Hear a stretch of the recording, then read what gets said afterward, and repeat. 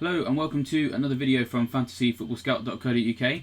Even though it's Good Friday, it's not a day off for us and it's not a day off for you because you've still got plenty of decisions to make for your fantasy Premier League teams, and of course it's definitely not a day off for the managers either, who have been having their press conferences in their droves today, and we had quite a few on Thursday as well. So I'm joined by Neale, our team news expert, who's been paying attention to that all day, giving us the key information to make our big decisions for double game week 35. It's a big one, lots of fixtures coming up.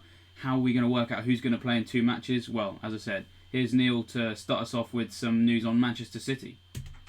Yeah, all right, David, not too bad. Yes, Man City, this was a recently dropped press conference that I've just seen. Not much in the way of injury news. Zinchenko is going to be assessed over the coming days. He's taken part in some training yesterday. Guardiola hasn't seen much of his side because they were obviously in action in that thriller in midweek, and then they had a recovery day afterwards. So, he's not sort of seen a lot of them in training as yet. He's going to make a call tonight because, of course, they're in action very early in the lunchtime kickoff on Saturday. So they haven't got much of a turnaround. It's the same for Spurs, of course. They're going to make a late call tonight. He says, the usual things you'd expect from Guardiola. Nothing tangible in terms of what he's going to do, but he did say he's going to assess those who've played on Wednesday and see if they're in a mentally and physically fit enough condition to play again in the rematch. Yeah, I think that's the big question, I guess, that a lot of people are asking is who's going to come through that. But I suppose all we can really say is we don't know, and it's just down to Pep, right? Yeah, pretty much. He's at the best of times. He's very non-committal, and this is when we need him most, I suppose, isn't it? After European exertions, yeah, 100%. Especially when it's a double game week as well, and people have got captaincies, possible triple captaincies, and bench boosts on the line. Unsurprisingly, we've got nothing conclusive from Guardiola other ahead of tomorrow's game. I guess just the one last thing to sort of ask you on Man City, and I guess it is just going to be your opinion, but obviously you do these videos every week and you're always looking at the team news, and the suggestion now that they're out of the Champions League that maybe rotation isn't going to happen quite as often. Do you think that that's something that we might see the beginning of this week, or do you think maybe game week 36 is when we can be a little bit more sure who's going to play? Because I think we all know what the best 11 is on paper, but it's just working out when it's going to happen, when it's going to play. Well, that's it, really, isn't it? I mean, it's good news in the medium term if you're a Man City owner, because they've got this to play for now. The FA Cup's obviously at the end of the season, a week after game week 38. So there's nothing else to distract them, unlike Liverpool, Spurs, Chelsea, Arsenal. So it's tricky to say. This could be the final match where we see rotation in earnest. I wouldn't expect it to be wholesale changes. I mean, titles on the line. He wouldn't want to see two trophies evaporate within the space of a couple of days. So it's going to be a strong team. There's no doubt about that. For example, will Mendy be up to playing two games in 3 days, less than 72 hours? There'll be decisions like that he has to make. He's got Fernandinho to come back in as well in midfield. Sane is rested. So yeah, there's decisions to be made there, and it's frustrating from a fantasy perspective because this is the game week where you want your assets to play twice to maximise the potential of a not just a bench boost, but just your overall score if you haven't got that chip. There is. I think I'd expect a more first choice City team than I would Spurs, for example. I think we'll come on to Spurs in a second, but they've got other irons in the fire now, and they would have got through a lot of energy as well on Wednesday night, doing a lot of defending. So, I'm afraid I can't offer any further help on Man City. I wish I could. That's okay. We all wish we all knew more, but of course, as we've just always pointed to, it's Pep's fault. We have to blame him. But good segue there into Spurs, who we're going to come on to now, because as you've mentioned there, obviously they were also involved in that scintillating game midweek, very exerting. Spurs typically have rotated after their Champions League games, and that's caused them problems this year. But of course, it's still a big game for Spurs, this one, because top four is on the line. I wouldn't think that Spurs will be looking at the Champions League just yet as their way into the Champions League this year, because it's still quite hard to win. and so then, but at the same time, they've still got to do as well as they can at the competition. So as you mentioned, we should expect rotation with maybe not the City game, but it's hard to tell, isn't it? Because the games are so big for Spurs as well. Yeah, I mean, we heard Pochettino's words last weekend ahead of the Huddersfield game when he promised rotation, and that's what we got. I think it was 7 changes, wasn't it, in all, and we saw Son drop to the bench, Trippier as well. Well, he's made sort of similar noises this week, not quite as clear cut, but he said yesterday, this press conference he was still on a bit of a high. He hadn't seen his players in training since that game. He said they're going to need to assess the players. Some players might not be able to play again on Saturday. We need to provide the team with good energy, which I would say is shorthand for I'm going to make some changes. He did write sort of round up some other injury updates as well. We know Kane's sidelined. Eric Dyer is another body in midfield. He's expected back in training today, along with the lesser spotted Vincent Janssen. Harry Winks is a major doubt. He's going to be assessed, but it looks more like he'll be back for the following game, possibly Brighton. And who else? They got Aurier still out as well, and Musa Sissoko came off in midweek, very early on in that City game. He's going to be assessed, and Pochettino says they are not optimistic of his chances. So they are quite short of bodies in central midfield, which could push the likes of Dele Alli further back. That's what happened on Wednesday night. He dropped into a sort of double pivot alongside Wanyama when they brought Llorente on. So I mean, we all sort of know Ali's limitations now as a fantasy asset. He sort of appeals dented somewhat by that more restrained role, and by the numbers they've got out in central midfield, that might be the case. Now on Son Heung-min, who is suspended. Not for this weekend, I shouldn't cause any panic. He's suspended for the Champions League semi-final first leg. Now, of course, that's not till, in between game weeks 36 and 37. Yeah, that's right, yeah. So it's not an imminent factor. But he was asked about this by one reporter, and he's going to play in the league. He didn't specify this weekend. I suspect he was talking more about the games around that semi-final, so game week 36, 37. But he has been benched in, I think, 3 of the last 4. He's had his rest, you could say. So yeah, we're at the mercy of Pochettino, who he deems to need a rest. Eriksen, of course, has played a succession of 90 minutes for Spurs over the past couple of months. He's due a rest, but of course he doesn't always get one on Pochettino's side. He was last season. Was it last season he played 36 or 37 games in the Premier League? So, yeah, again, this is. I mean, we'd welcome a repeat of Wednesday night, wouldn't we, from a fantasy perspective, into the goal scorers and things like that. But we're not even guaranteed minutes from our assets this weekend. But at least we've got a fallback of a double for both of these teams, and then we've got another fixture following Tuesday or Wednesday. Yeah, I suppose. Well, I mean, do you think that there's a possibility that Pochettino might look at that Brighton game in the same way that he looked at the Huddersfield game, perhaps? It's a home game against a team not in particularly good form. Obviously, Huddersfield are already down. Brighton aren't, obviously, but don't really seem that up for the relegation fight. So, it does look like a game that he could rotate in that one and throw everything at the City game. Because he rested some people for the Huddersfield game, they're asking them to play Wednesday and then Saturday and then resting them on the Wednesday. That might not be too out of the realms of possibility, right? Yeah, I think you're right. I think that's a good point. I think, you could look at it 2 ways in that Brighton's the easier the games to win, to maintain that top 4 push. But he could put out a strong side in that, right off the City game, as it were. I'm sure he would never do that. So, yeah, you could be right. And as you say, it's not unrealistic to expect professional footballers to play, 3 times or even twice in succession in the space of a couple of days, because the bulk of them did get a rest at Huddersfield. Now Eriksen is the exception, of course, to that. But I suppose options are limited. He's, as you were mentioning, in the central midfield. He's another one who could sit deep, right? Exactly, yeah. But they do have Lamela sort of on the cusp of a return. He's going to be assessed. Although he sort of had a bit of a setback. I mean, he's going to be in the squad, but he suffered a recurrence of that. I think it was a hamstring problem. So yeah, as you say, short on numbers. Would he really throw in the likes of Oliver Skip away at the Etihad? I doubt very much. He could go to a back three, of course, and take out one of the midfield positions. But yeah, I would probably expect maybe Ali and Wanyama in central midfield, leaving Son, Ericsson, Lucas, and Llorente. You expect Llorente to start, I think, to compete for the remaining places.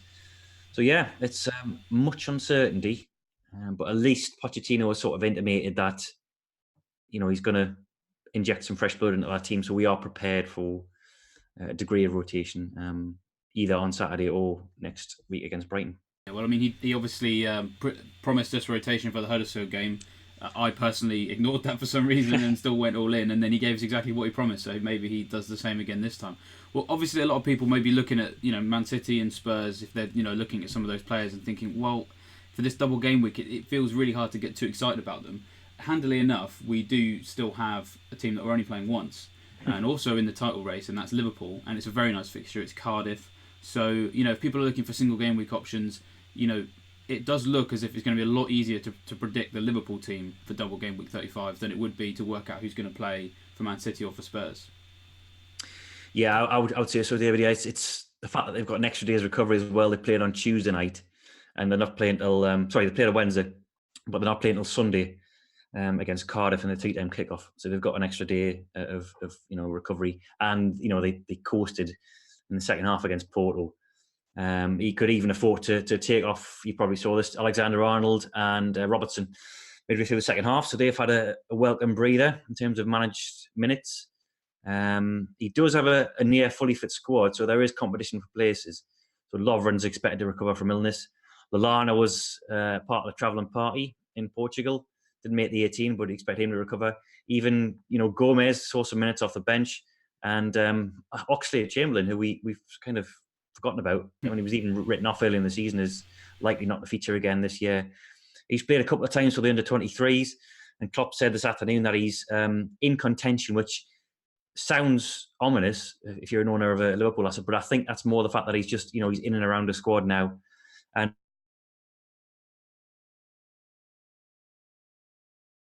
Oxlade-Chamberlain in the queue who've got that rhythm already. And I doubt he'd jeopardise the title push by throwing in someone like Oxlade-Chamberlain at this stage. I mean, you could maybe envisage it if the 5-0 up against Huddersfield or something like that, bring him on for a couple of minutes. But I would think that, for example, Keita and Henderson, who were benched in midweek, they'd come back into contention. Firmino especially as well. He started on the bench in Porto. And I think we're going to see a very familiar looking starting 11 with all the key fantasy assets playing. Because Cardiff away is, yes, they've got this atrocious record against the Big Six, and they lost all, I think it's 10 other games now against the top half dozen clubs. But you can't take anything for granted. They are sort of capable of, producing that rousing atmosphere in the Cardiff City Stadium. And I think he'll do a professional job. I think he'll just try and get the game won and then worry himself about, minutes later on. And they've got another, the games are well spaced out from this point. Huddersfield's on Friday, which gives them another 5 days to recover from Barcelona. So, I'm more confident about my predicted lineup for Liverpool than I am for City and Spurs. Yeah, absolutely. And I think the key in there, because at this point, Mane, Salah and Firmino are all just completely nailed on in the way that they're going for the title race. But the defenders, not so much. But as you mentioned, the fact that Robertson and Alexander-Arnold were able to get some rest, I think that's the kind of thing that people really, really want to be aware of, that they probably are going to start this game. Because like you were saying with Oxlade-Chamberlain, it's sort of a similar situation with Gomez, would you say, in that he obviously is very good, but if the defence is working fine without him for now, then maybe he's the kind of guy they bring on if they're 3-0 up or something. Yeah, exactly. And Klopp's even said as much, hasn't he, in the past couple of press conferences? He said that, he doesn't want to disrupt the rhythm, especially of that back four. And that's why Matip's been playing most of the league games. Lovren's come in, I think, once or twice in the Champions League. But Matip's got that understanding now with Van Dijk. Gomez is slightly ahead of Oxlade-Chamberlain in that he's actually had some competitive minutes. He came on against, who were they playing last weekend? Crystal Palace. Chelsea. Chelsea, yeah. Yeah, I think he came on then, did he? No, he didn't. He played in the. I'll tell you what, he played in the under 23s. He got an hour in that. Oh, okay, yeah. So And he's he getting came on midweek. That's right, against Porto as a substitute. So he's got a few minutes under his legs, but whether he'll chuck him straight back in. I mean, he's been out for, I think, 4 months, something like that. Yeah, 5 it's months. been going on for a while. Yeah. So I think he'll blood him in gradually. He might see another substitute appearance this weekend, and possibly a start against Huddersfield. That's the game where you could afford to switch around your back line. I would suggest. Yeah. I can't think of any other teams you'd rather do that against, to be honest. Yeah. I don't think you're going to be tested much by Steve Mounier and Colin Grant. So No, I think I would expect, given the substitutions that happened in midweek, Alexander-Arnold and Robertson to start again. Cool. Let's move on to Manchester United, because again they're another team with a double, and people have been looking at them. Solskjaer has given us a bit of an update. Obviously, they're another team that aren't in the Champions League anymore. So, do we think that maybe they're going to be slightly more predictable in terms of lineup, a little bit like with Man City, perhaps? Yeah, possibly. I think they played on Tuesday, so they've had an extra day's recovery. They're at Everton this weekend, and they've got a few names back. Ander Herrera's return to training. I'm not sure whether he's going to be ready yet. I think they initially targeted the second Gameweek 35 game as a return. Eric Bailly is going to be back in training, and Nemanja Matic and Alexis Sanchez are available as well. So they've got plenty of options. They haven't really. I'm not sure if you're the same as me, but I've kind of overlooked my United assets for my double game week team. I have.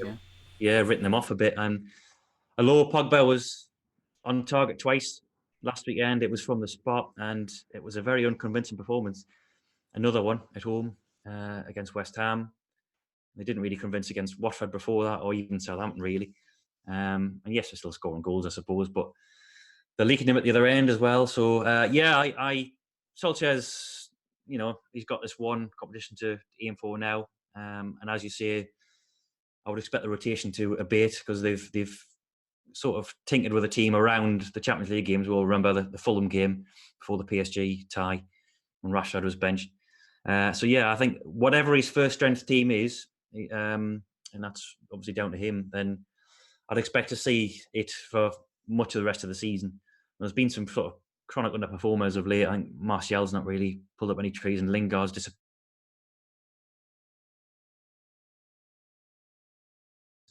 Lukaku, for example, wasn't in a starting line with Barcelona, so you might expect him to come back in against Everton, his former club.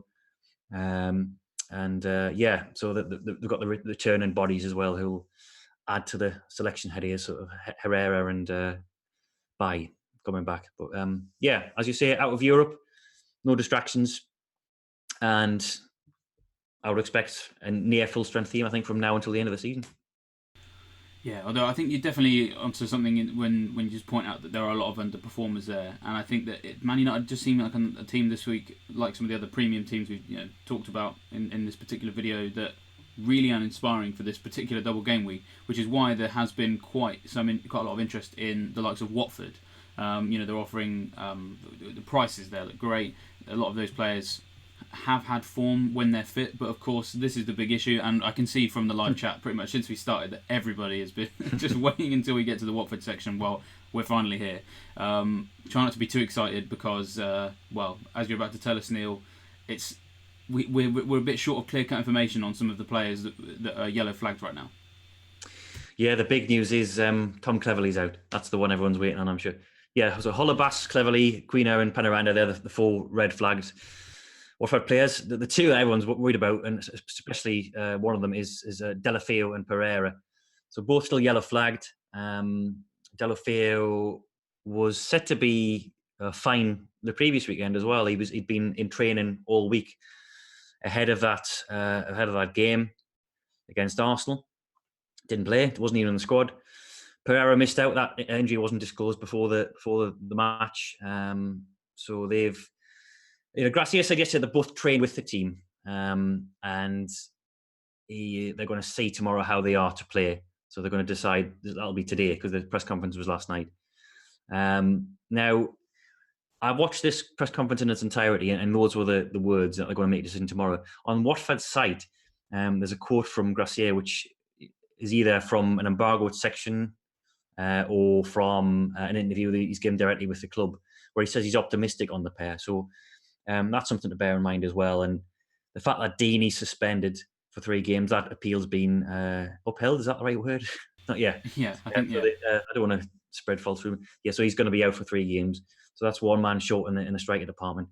So yeah, they are 75% on FPL. I think that's probably about right. The fact that they trained with the team gives optimism, I would say. especially if Deulofeu's trained in the week before the last game, right?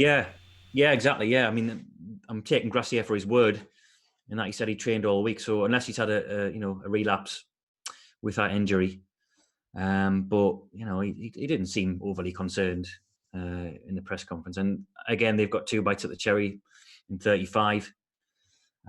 So they've got, Huddersfield's the game everybody wants, I suppose. And then I guess Southampton's a trickier test, certainly the way Hasenhüttl's got them playing lately. I know it is a Vicarage Road, but the Huddersfield away games where you want your Watford assets playing, really, given what happened with Leicester playing there a couple of weeks ago. So I can't bring you conclusive news that he's fine. Only that he's trained again this week, which is a positive, and we'll hopefully see his name on the team sheet again tomorrow. In what combination we're not entirely sure, because obviously there's the Andrea Gray is available, and Isaac Success has been a sort of peripheral player, really, even more so in 2019. Has traditionally played when Deeney hasn't. Gray and Deulofeu haven't really played as a strike pair in this season, not up front together. I mean, Deulofeu has been played occasionally as a substitute on the on the wing with Gray up top, but slim pickings. And Success has been fairly poor of late, and he might break with tradition and play the 2 together. We'd obviously have to look at past precedents and make a decision on that, but they're going to get game time in 35. I would expect, even if it's 1 off the bench, 1 from the start. Yeah, no, I think that's about right. I mean, the key there is that he hasn't played Gray with Deulofeu before, and because Gray was largely playing with Deeney, and I think even Deeney said himself that was the pairing that he preferred, which made sense bearing in mind the way that those 2 players play. But it's not quite the same if Gray would probably find it harder to work off Deulofeu, and Deulofeu would probably find it harder to work off Gray because they're not what each one is used to, right? Yeah. The sort of batter around up front, you could probably get away with playing any combination up front, and you're still going to win that game comfortably. But, Success has been, from being sort of out of the matchday squad a couple of months ago, he's had fitness problems as well. He's been more involved lately, so he's come off the bench in the last few games. So against Arsenal, he got, I think it was 31 minutes, or just over half an hour, which was his, one of his longest runouts in a good couple of months. So yeah, and that was the game Deeney was sent off in. So I'd expect him to play a part as well, but it's just how those 3 strikers are going to play him over the 2 games, and we can't guarantee minutes at this point. But you would expect all 3 to feature either from the start or off the bench in those 2 games in 35. Of course, the other team that is sort of in this similar bracket as Watford, and of course Watford are playing them as well, is Southampton. And we've got sort of considerably less uncertainty here. I think we all sort of would know that Redmond is going to play, that sort of thing. But obviously a lot of people have been looking at Jan Valery because of his price and sort of the way he plays and where he plays. In terms of his potential, obviously that's obviously closely linked to Southampton's ability to keep a clean sheet. So tell us a bit about how he's doing, because obviously he came off at the weekend, but also there's a few developments elsewhere in the Southampton defence, according to the manager. That's right, yeah. So Jan Valery, it was widely reported that he only had cramp, and that seems to have been the case because Hasenhüttl said that he's going to be okay this weekend. So he looks fine. The defender you alluded to there is Yannick Vestergaard, who is one of the 3 centre-halves that Hasenhüttl trusts in that 3-5-2 or 3-4-2-1 system that he plays. Now he is said to be struggling. He's got a sort of, not a chronic problem, but he takes long to recover between games. Something like Onautovic might have had. I think it's a groin problem, not entirely sure, but He's going to be assessed. He didn't train on Tuesday or Wednesday. He did come back on Thursday, so they're going to make a decision on him ahead of the evening game tomorrow night against Newcastle. Now, they do have Jack Stevens who can come in at centre-half if Vestergaard's not going to play. I probably wouldn't expect him to play both games, Vestergaard. I think, given the recovery time he needs, I think he'll probably miss out on one of the 35 fixtures. So he could stick with a three-man backline, or, as he did against Brighton, when Vestergaard was last missing, he turned to this 4-2-2-2 formation, which is one he sort of favoured in Germany with Hoffenheim. So he's long said that that's his favourite formation. He's been playing with the 3-5-2 for most of the season with Southampton, but I think that's the system he wants to use eventually. So you might see that trial again, especially if Vestergaard's missing. But yeah, as you say, I think Redmond's going to be a fixture in no matter what system he plays, probably up top again. Ings came back last weekend. There's obviously concerns about whether he'll be up to playing 2 matches in 4 days, with his history of injury. But he's fit anyway, he's not carrying injury. They do have sort of minor concerns over the likes of Austin, Lamina, McCarthy and Target. Lamina actually just back from a long-term injury. But the sort of the key players, Ward-Prowse, Valerie, Ings, Redmond, who have been Yoshida, who have been acquired by the fantasy world, they're all fit anyway, according to Hasenhüttl on Thursday. And I apologise for butchering his name several times in that roundup. So yeah, it's a relatively settled side, but there is scope for formation change, probably depending on Vestergaard's availability. Cool. Yeah. It's much nicer. I mean, for people who are worried about Watford players, if they're going to bring them in, I think you mentioned there the fact that a lot of those players are more nailed on. I think is definitely could be a turning point if people are sort of torn between 2 options in that bracket. The Southampton ones do look a bit more nailed on, but there are still some other clubs who just rotation is only going to increase. They both played last night. We'll start with Arsenal. Another team that's going deep into Europe this year. They've made the semi-finals of the Europa League, and to be honest, Arsenal have just been a minefield this year already. Anyway, but yeah. as their season gets, their games get even more important, and Emery puts more focus on the Europa League. Surely it's going to be even harder to call. Aubameyang versus Lacazette, both or neither. It's just going to get so much harder to call, right? Yeah, you if you've got an Arsenal striker already, you're probably not going to ditch them. I would suggest.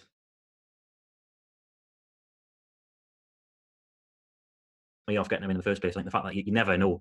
We can look at minutes in the Europa League and try and make a guess accordingly, but he often makes a mockery of that. I mean, we saw Lacazette taken off after, I think it was about 67 minutes in the first leg against Napoli. Aubameyang lasted the full 90, so we thought that was an indication that Lacazette was being rested for that Watford game. Didn't play a single minute. So yeah, you just never know, and it's not just the personnel choices, it's a system as well with Emery. He's often switching formations, not just between games but during them as well, so changing from a 3-4-2-1 to a 4-2-3-1 or a 4-4-2 diamond and things like that. So yeah, he's even said in his press conference, which was at the back end of the game last night in Naples, that he says it's very important now for the players to have some rotation, because we need different players with a new energy. So that is much like Pochettino's comments the previous week. That sounds ominous in terms of rotation. Now, they will be without Aaron Ramsey, who's got a hamstring problem. That might be, well, who knows, that might be it for his Arsenal career. We don't know yet. He's going to be further assessed over the weekend, but he's definitely out of the Palace match. They're going to make a decision on Xhaka and Denis Suarez, who's been a bit of a disappointment since he signed. And they've got Socrates suspended as well. So I think apart from that, I think that's them covered on an injury front. But rotation-wise, who knows?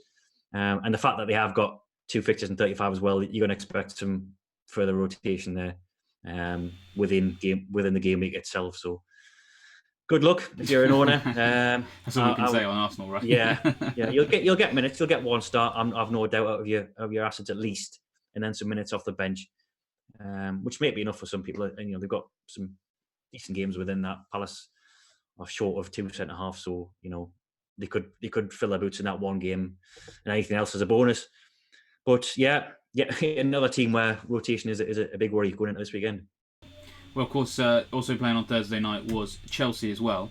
And while rotation hasn't been so much of an issue for them, because largely there seems to have been a line sort of drawn between the two competitions and who does and doesn't play. But what did change on Thursday night was that Hazard did actually start that game and had to come off with a knock. So that's obviously going to have a little bit of a knock-on effect for a few managers. Some people have been holding on to him as a potential single game week differential option. What's the latest on Hazard? Yeah, so he got a few kicks early on. Was obviously targeted by Slavia when they he's a danger man.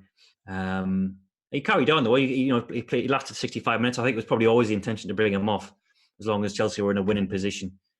But yeah, he picked up a knock. Sorry, wasn't unduly worried.